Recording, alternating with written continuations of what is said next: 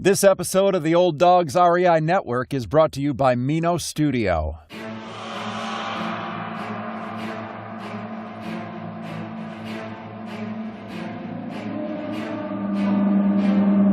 In a world where jobs are how most people make money, one man, one desire, one challenge dares to break the mold.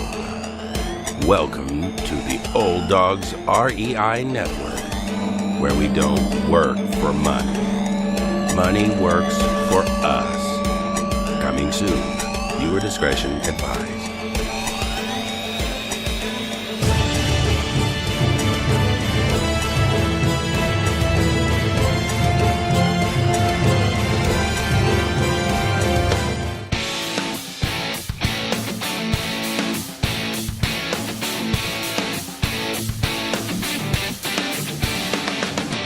Welcome to the Old Dawg's REI Network, where cash flow is king. Real estate investing, the means, so you can enjoy your retirement dreams. This is the show where we cut right to the chase. No sales pitch, no long monologues, just simple how-to real estate investing advice, so you can earn the passive income you need to enjoy your retirement today. And now, your host and chief Old Dawg, Bill Manacero. Welcome to the Old Dawg's REI Network. I'm your host, Bill Manacero, and this is a show where 50-plussers and anyone else who wants to join us get solid, no sales pitch real estate investing advice to help generate real cash flow. This podcast airs twice weekly on Mondays and Fridays, and if you aren't already a subscriber, go to iTunes, type in Old Dawg, spelled D-A-W-G, find our podcast, and subscribe. Well, we have a fun show for you today. I have a returning guest for you here. This is a gentleman who is just very knowledgeable, has been doing real estate for a long time, and he was on episode 127 entitled Buying HUD Homes at Half Off, which aired around August 14th, and his name is Larry Goins. Larry has been investing in real estate for over 30 years. Previously, Larry served as president of the Metrolina Real Estate Investors Association in Charlotte, North Carolina. Or maybe it's Metrolina, huh? It's a nonprofit organization that has over 350 members and is the local chapter of the NREIA, or otherwise known as the National Real Estate Investors Association. Larry is an active real estate investor and travels throughout the U.S. He's doing things like speaking and training audiences at conventions, expos, and REI meetings as well. He talks about things like strategies for buying and selling houses. Larry's also written several books on real estate investing that are available wherever books are sold. Larry and his business associate Candace are also the host of the Brag Radio Network. That's B-R-A-G. That stands for Be Rich and Generous. Larry also has a podcast on real estate investing called Brain Pick a Pro, where he interviews experts from real estate and gives his own expert advice as well. Besides speaking engagements and mentoring other investors, Larry oversees the daily operations of his investing business that wholesales properties, seller finances properties, and holds properties for investment. On a personal note, Larry and his wife Pam have two children, Linda and Noah. He also has a granddaughter, Ember, and grandson, Keegan. They are members of New River Community Church in Lake Wylie, South Carolina. And as a husband, father, businessman, and real estate investor, Larry holds true to his core values and moral integrity. His personal and business motto is people and principles before profits. Well, Larry, welcome back to the Old Dawg's REI Network. What's happening, buddy? How you been? Hey, I'm doing good. I'm doing good here. You know, we got great weather in Southern Cal, although I know you guys, it's a little chillier back there in North Carolina, huh? It is. And we finally got cold here. In fact, I was in the mountains. We have a little house up in the mountains. It's really kind of the foothills of the North Carolina mountains. But I was up there over Thanksgiving, and the power went out Friday night. And it's out for a little over 24 hours. Pretty wild, huh? Yeah. I mean, are you guys cold enough to get snow there? Well, we had some freezing rain, which knocked some trees down, which messed up some power lines. So that's why it's out. But, the good news is it warmed up the next day enough where even though the power was still out, we got outside, built a fire, and cooked over the fire. That was pretty cool. Oh, that's pretty nice, man. That sounds like a lot of fun, actually. Yeah, we had a good time. We enjoy doing that. That's great. That's great. Well, I love the mountains, and we have some not too far from where I live here, about an hour and a half drive up the hill, Lake Arrowhead, Big Bear. It's the closest mountains we've got, but on the other side, we're about 20 minutes from the beach. So it's it's all kinds of stuff down here too. But it's I don't know if I don't think it's as beautiful as North Carolina. That's a pretty beautiful country you got back there. It really is. Well, Larry, it is always a pleasure to have you on. And I think one of the things that I really like the best about having you on is that you really make real estate investing very clear for people. I think you simplify it. You make it, almost easier than than it is, because you just have a really good grasp and understanding of it. And you've been doing it for so long. I brought you on today because I really want to discuss an area that is, I get a lot of questions from listeners, people that read our blog and are familiar with what we do here at the Old Dawgs REI Network. And there's a lot of folks that are some are literally living off of their Social Security. Some are, somewhat fixed incomes. Maybe they have, a pension or something, but, it's kind of tight and it's a little difficult to broaden out, and they want to get involved in real estate investing, but they don't really have that excess cash. And so I thought, maybe we could address, the most common question I get is when people say, hey, I'd love to be a real estate investor, but I just don't have the money to get started. And I thought, well, let's have Larry on here and let's see what he has to say about that, because I know you've been doing creative financing since day one, and I thought maybe you could share maybe some tips here for those that want to get started but don't really have the funds to do so.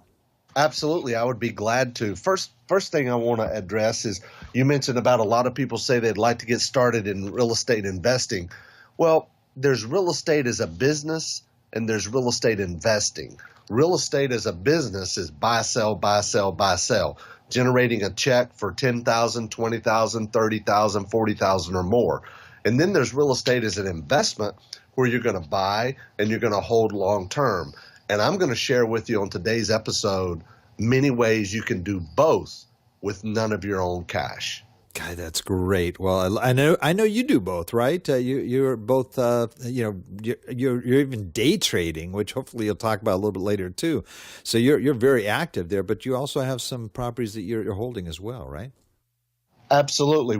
We hold properties. We hold notes. We have commercial properties. I've also owned Dollar General stores, Shoney's restaurants, mobile home parks. I've done land development. I've gone in and bought land, surveyed it, cleared, graded, gravelled, and paved, and then built houses on the lots and sold the houses.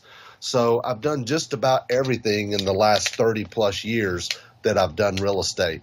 But I really focus on two main things. Number one is wholesaling, right? We wholesale properties. I call it real estate day trading. We get a property under contract for $100, and then we start marketing it, and we find a buyer or sell it to someone that's already on our buyer's list. And the day we have to close, we buy it and sell it the same day. I call it real estate day trading. In fact, I wrote a book that's available wherever books are sold called Getting Started in Real Estate Day Trading. God, that's fascinating. And you do that without even seeing the house in person. Is that right? That is true. That is true. Well, now, how in the world, I mean, just out of curiosity, I mean, how in the world do you do that? Is it, are you, going the MLS, or where are you finding these houses? Well, that right now is a really good question, because depending on how the market is, the market can turn. Like right now, we are in a seller's market, okay? There's many more buyers than there are properties. See, a few years ago, there was a lot of foreclosures. I was buying a lot of HUD houses, a lot of properties off the MLS. Right now, we have to market to make the phone ring. And we do direct mail. We do Facebook ads, pay-per-click ads, Craigslist ads. We have bandit signs. We have bird dogs. We have property locators out that are finding deals for us. So we have multiple ways to find deals. I'm a firm believer that I would rather have 10 ways to find one property than only one way to find 10. I like that. I like that. So you've got a pretty steady deal flow coming in for the most part, right? Yes, we do right now. We sure do. Ah, that's great. That's great. And you talk about getting something under contract. Just out of curiosity, just maybe breaking that down a little bit. What does that mean? You find somebody, they want to get rid of a home, for example, and what's usually the discussion on the phone, and how does that actually turn into a sale for you? Well, that's a really good question because I do actually buy all of my properties over the phone. I don't go look at them. Now, it doesn't mean someone's not going to go look at them. We're going to send someone out to look at them. But I do negotiate all of our properties over the phone. And we might do 10 or 15 deals a month, something like that. But I do everything over the phone, and I don't go look at the properties. And usually in about 10 to 15 minutes, I can make an offer over the phone, and I know whether or not I'm going to get a deal right then. Sometimes I get a deal right then. Most of the times it's a 2 or 3 call type thing because they either have to talk with a spouse or think about it or, talk with a relative or whatever. That's just the way it is, right? I do buy a lot of cheap houses. I mean, I buy a lot of houses for $5,000, $10,000, $15,000, and I only have invested $100 in those deals, and that's it. And then I turn around and sell them. Like we did 2 deals this month already where I bought 2 houses from one seller for $9,000, $4,500 a piece. I sold each of those for $15,000 each. So we made $10,500 on those 2 houses from the same seller. So we made $20,000, $21,000. We made on 2 transactions from the same seller, and we had the properties literally sold within a week.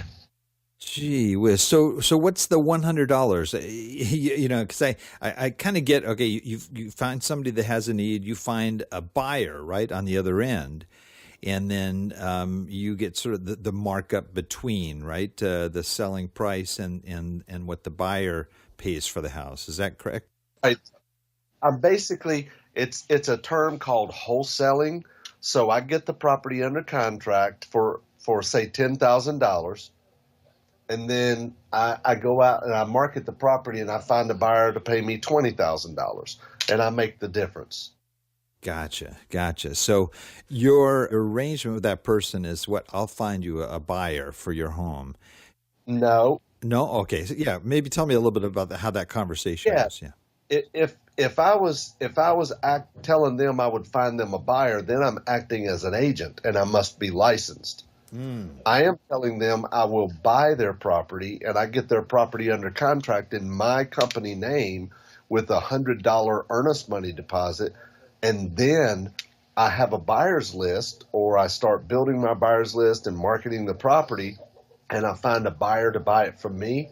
And then whenever the day comes that I have to buy the property, I buy it and sell it the same day. Now, typically on those types of deals, when I'm dealing with an individual, not with HUD or the MLS, when I'm dealing with an individual, I'm basically going to assign my contract to my buyer. So that way, I don't have to pay 2 sets of closing costs. And I know we're getting a little deep here on some of this, but the bottom line is with the right documentation and the right knowledge, you can buy and sell a house the same day and never have any more invested than $100. Wow. I mean, that you've got to be definitely knowledgeable to do that, though. I mean, it doesn't sound like something somebody just right off the street could do. I mean, that seems like it would. You definitely need to ask the right questions and understand that this house doesn't have something critical wrong with it, or there's some other issues involved, right? Yeah, well, we have a little script, and it's in the book where we go through and we ask them how many bedrooms, how many baths, what's the condition of the house, when was the last time the kitchen was updated, the last time the bath was updated, how old is the roof, central heating and air, and that sort of thing. And then we're in front of our computer. I'm in front of my computer the whole time I'm on the phone with them, and I'm looking up the property. I'm driving the street on Google Maps, Street View. I'm looking it up to see what other similar houses have sold for on Zillow.com. Zillow.com is free, and it can show you what other houses have sold for in the area. So all I really do is talk to the seller, and I say, well, let's just see what other similar houses are selling for, and I pick the ones on the low end. I mean, I'm not being unrealistic with them. I pick the ones on the low end, and I tell them what other houses are selling for, and based on the amount of work theirs needs, I tell them how much I pay for it, and then we strike a deal. And then what I do, once they say, okay, I'll take it, or if, say, I call them the next day and they say, my wife and I talked about it, and we decided we'll take your offer, then what I do is I send a mobile notary service out to their house, wherever they live.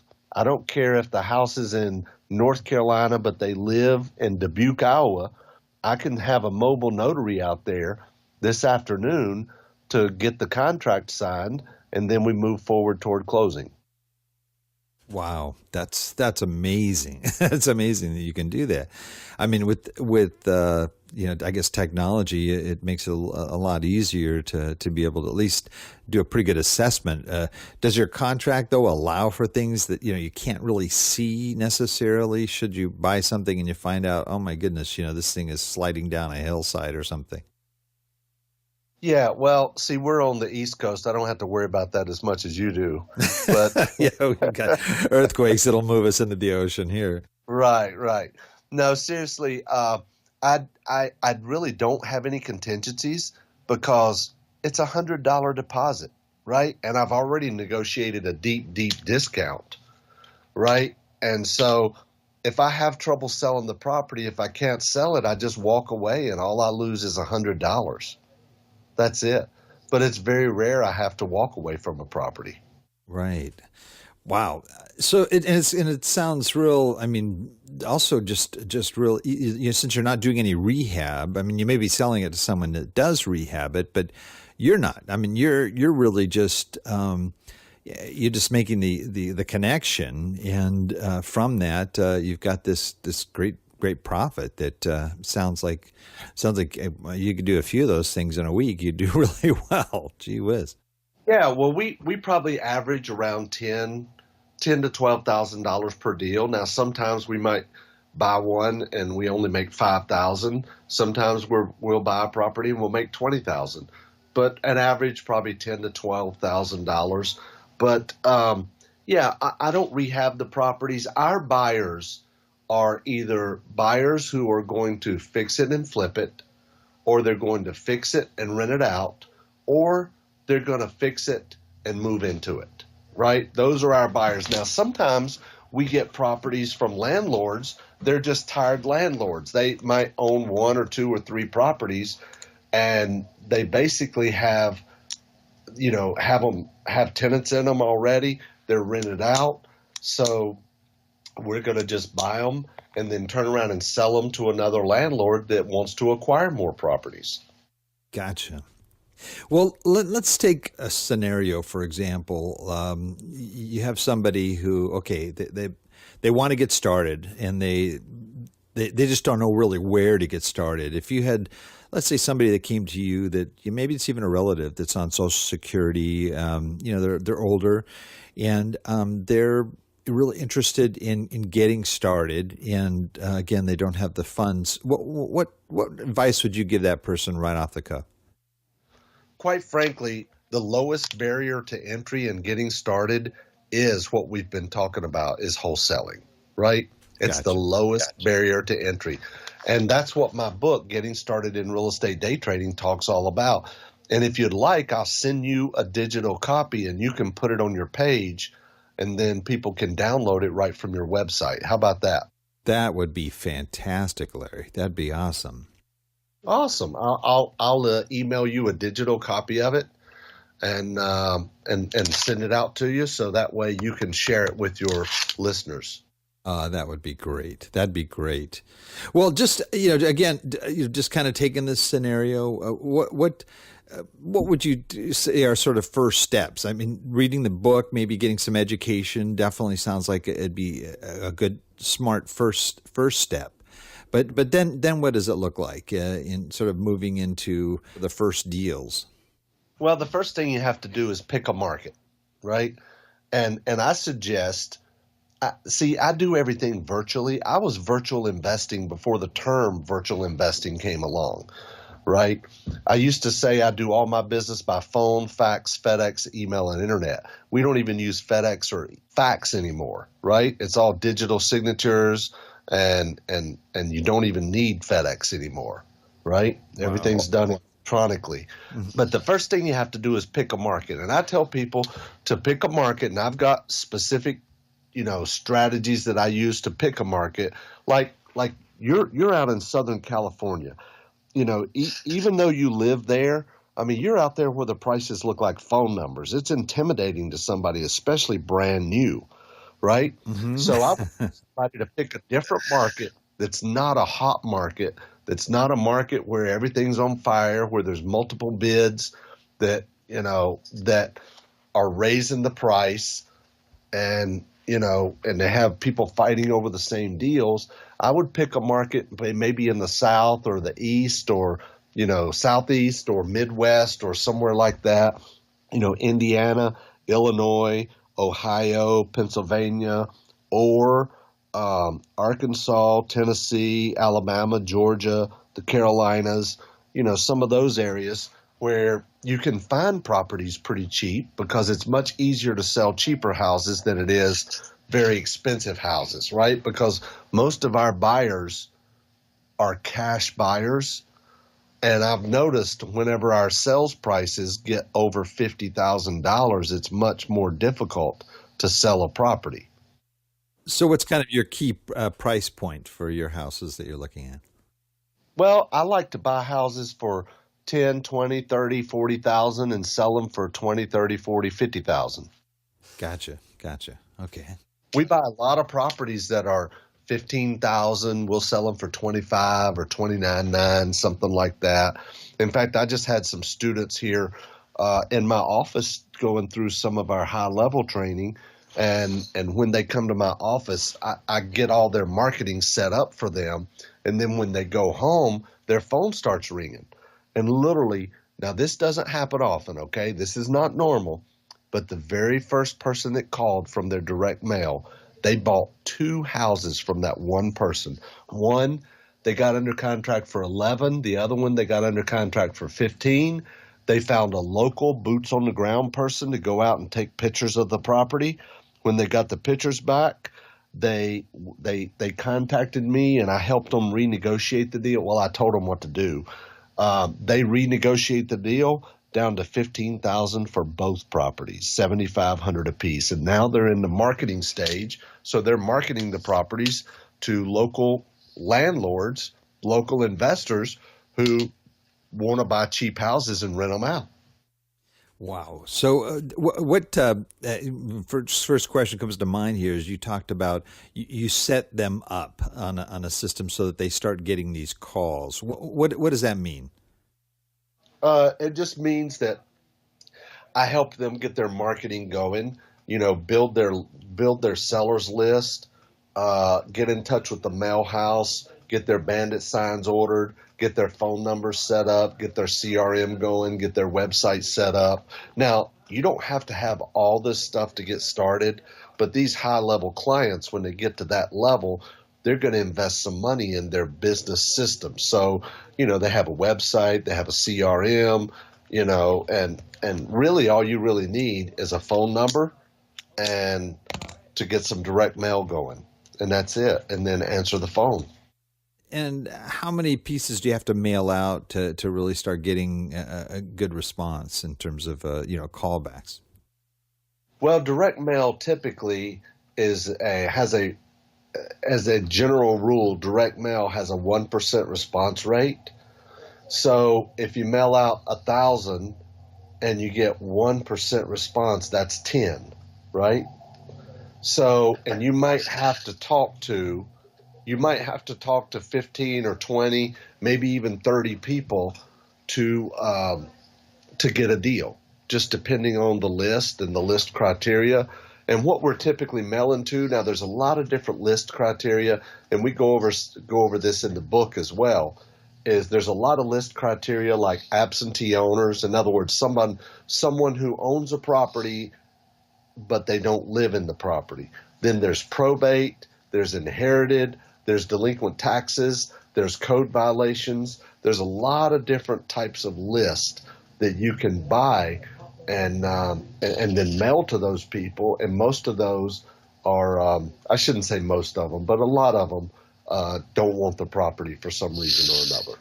So it would be a more of a distress situation then, is what you would sort of target in terms of picking the criteria for your list. Is that right? That's exactly right. In fact, one of the lists that people have started marketing to now are people who have recently been arrested, right? They have a property that they don't live in, but they've recently been arrested. Maybe they have some kind of legal issues that they need to pay for legal fees to get them out of trouble or whatever. Those can be motivated sellers. Wow. So you just kind of look at what kind of potential situations are out there that would want to sell, probably sooner than later, right? Exactly. Gotcha. Now, how do you do your due diligence long distance like that? Well, we do a lot of different things. Number one, we get pictures taken of the house, inside and out. Any repair areas, every room, all mechanical items, all four sides of the house, a street view both ways. We do a lot of different pictures, right? We probably get 50 to 100 pictures of every house. Any outbuildings, all four sides of the house, all that stuff, right? Now, how do you get those pictures from far away? Well, there's a couple different services that you can use to have those taken, and it costs you probably about $40 to $45. There's WeGoLook.com. If you go to WeGoLook.com, they have people in just about every market that they can send out to go look at just about anything you want and take pictures of it for you for about $45. Oh, that's great. That's great. So do you, while you're in that due diligence process, how do you find out, let's say, for example, if there are liens or other things like that on the property? Well, we leave that up to the attorneys and title companies. I don't really deal with that at all. We leave that up to them. Gotcha. Now, your system, it sounds, I mean, because from what I've read, in terms of how quickly you make these transactions, do you automate your system? Make it so that there are, you don't have to be as involved in the process? Yeah, to a certain extent. I'm still pretty involved in the real estate business, but I also have people who help me. You can set up, like if you don't answer the phone call right away, you either want it to go to a voicemail or you want it to go to an answering service, right? We've used both. If you're generating leads online, you want to have a live answering service, because if they're looking online to sell their property and you don't reach them or they don't reach you right away, then you've got to be able to contact them back, or you got to have a live person, because they're going to go to the next person online, right? They're going to start scrolling or clicking more links or whatever. So if they're finding you online, you want to have a live answering service. What I've found out is if you're doing direct mail, it's cheaper to just have an answering, a voicemail system, and then you can call them back. Okay, gotcha. Now, if once you find a house and you wholesale it like this is what you call day trading. Is that correct? Right, exactly. How quickly can you actually sell a house in this kind of process? Well, it's usually about a 30-day process, sometimes a little bit longer, but usually about 30 to 45 days, let's say. Okay, gotcha. And that's from initial contact to getting the person interested, and then doing the necessary paperwork to be able to have that home sold, right? Does that also include the time to, let's say, find a buyer for that property? Yes, yeah, about 30 days. About 30 days for us to find a buyer, do our due diligence, find a buyer, get the buyer under contract, and then schedule the closing, and then close the deal and get paid. Gotcha. Well, let's say you've got an investor and they really want to do buy and hold. I mean, that might be they want to be able to just get those monthly rental checks and, or mailbox money, as we call it, right? Can they use these same techniques to try to find a property that they could take on? I mean, you use the example of somebody who maybe it was an investor who wants to get rid of these rental properties. But they still have to come up with the cash to buy it, for example. What could they do? Maybe you could talk a little bit about the seller financing part of it. Could they, look at those potentially as something that maybe the seller will carry back, and so they don't have to put all the money in up front? Absolutely. In fact, one of the things that we teach our students how to do is, if you're trying to buy a property at wholesale prices, right? Because when you're buying properties, you either need to have a really good discounted price, or you need to either have really good terms. So I was negotiating a deal just last month where I needed to be around $65,000 cash price to be able to wholesale that property. Well, the seller was stuck on $82,000. They were stuck on $82,000. However, they didn't really need the money. So I talked to them about seller financing it. I said, well, how would you like to seller finance the property so you get a cash flow? It reduces your tax liability because they can take what's called the installment sale, and they don't have to pay taxes on a lump sum sale since they didn't sell it for a lump sum amount. So they could take the installment sale, they get their price, and they get interest on their money, and they get get cash flow, right? Passive income. And so they sold me the house for $82,000, no money down. They financed it for 20 years at 5% interest. The payment was $541 a month, and I negotiated where my payment did not start for 90 days, right? Wow. So I ended up selling the property. All we did was go in there and clean it up. It was full of stuff. We cleaned it up, and then we sold it for $99,900 with $18,000 down. So we collected the $18,000, and then our buyer started making payments to our seller. God, that's great. What a great deal. Well, you say this like so easily. It sounds like you've been negotiating for a long time. And that's got to be a key strength for a person that does this well. Wouldn't you say? Well, I've always said that to be a good investor, you need to be a good negotiator. And that's why, like for my students, I record my calls and then I save them for the students to listen to be able to learn what we do and how we do it. Oh, that's great. Why would you say negotiating is such a critical part of real estate investing? Well, you need to be able to talk to people and communicate with people and to negotiate a discount. Like if somebody says, oh, well, there's no way I'll ever take that. Or, what do you got? You got to be crazy. You got to know how to come back to a person, right? You got to know what to say and how to say it to be able to negotiate, to be able to get deals, or you'll never get a deal. Or maybe you will every once in a while, but that'll be it. Gotcha. So the more you can hone that skill, the more effective you're going to be just on the buy and sell transactions, right? Absolutely.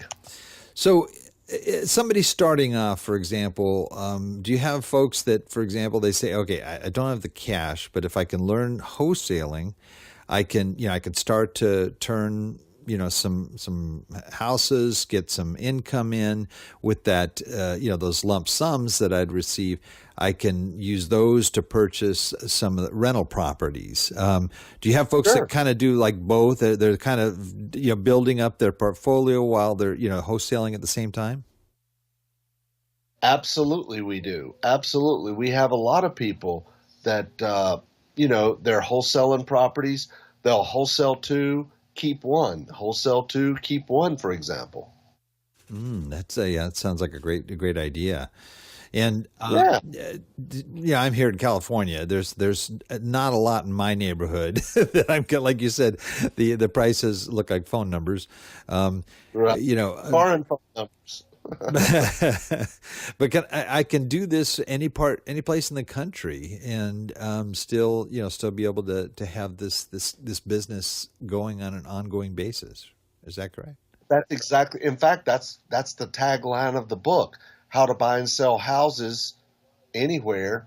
How to buy and sell houses on the internet. Right. Mm-hmm. Oh, that's great. That is amazing. Now, is your book pretty detailed in terms of providing this kind of information for folks? Oh, absolutely. In fact, there's in the book is included some forms and documents. You have to go to a website and log in to get the forms and documents and contracts and scripts and all that stuff. But there's a lot of stuff included with the book. God, that's great. That's great. And now you obviously you're talking about your students and people that you work with. You also provide training as well. Is that correct? I sure do. I do have home study courses, and I used to travel and speak a lot, but I stay pretty close to home now, just because I don't like to travel for business as much anymore. But we also have what we call a partner program. It's a high-level mentoring program where students pay $15,000, and then I work with them one-on-one. They come here to my office for a few days, and I get them jump-started, get their business up and running, and then work with them to help them close deals on a consistent basis. Oh, that's neat. That's neat. And are they doing the same type of thing, the day trading of properties? Yes, they are. They're doing that, or some of them are already doing day trading and want to start doing seller financing, or they actually want to start scaling their business. Now, are HUD homes still? Is that still a good place to buy homes, or has that changed? Considering the market. Well, HUD homes is still a good source. The problem is there's just not near as many of them as there used to be. Gotcha. Do you, for the most part, getting those types of, or being able to at least get a steady flow in a seller's market is a little tougher to get the properties that you would need to fund this kind of business? Yeah, there's just not near as many HUD houses as there used to be. So what we've done, so we can still get some HUD houses, is we've expanded out into multiple states. I see. Okay, and that broadens your reach a little bit better then. Right. That's great. And would they have to have, let's say, access to the MLS to do this kind of thing, or is it something? No, not at all. No, not at all. Not at all. All HUD houses are at HUDhomestore.com. Ah, okay, great. Now, if someone gets started in this, let's say, okay, you've got to find a good list broker, that's dependable. It'll provide me with good leads. Do you help your students in picking the best list sources and also in the selection of their markets as well? Absolutely, we do. In fact, there's a lot of good information in the book. Plus, any students that need help, we're here to help them. Yeah, that's great. That's great.